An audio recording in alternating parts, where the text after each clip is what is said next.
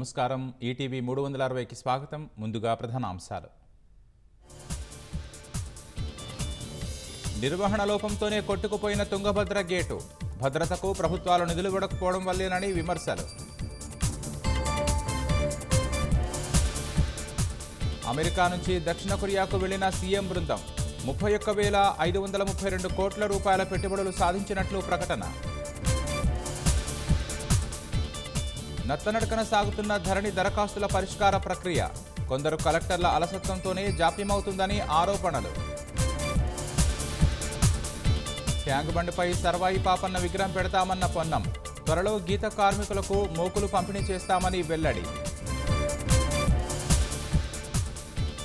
హైదరాబాద్లో పలు పబ్బులపై ఎక్సైజ్ అధికారుల దాడులు, 20 మంది అనుమానితులకు డ్రగ్స్ టెస్టులు నిర్వహణ. తమిళనాడులోని తిరువళ్లూరు జిల్లాలో ఘోర రోడ్డు ప్రమాదం, ఏపీకి చెందిన 5 విద్యార్థులు మృతి, 2 గాయాలు. కోల్కతాలో వైద్యురాలి హత్యపై తీవ్రంగా స్పందించిన ఫోర్డా, ఆసుపత్రిలో కొన్ని రకాల వైద్య సేవలను నిలిపివేయనున్నట్లు ప్రకటన. భారీ వర్షాలతో అతలాకుతలమవుతున్న ఉత్తర భారతం, ఒక్కరోజే 28 మంది మృతి, పలుచోట్ల భవనాలు ధ్వంసం.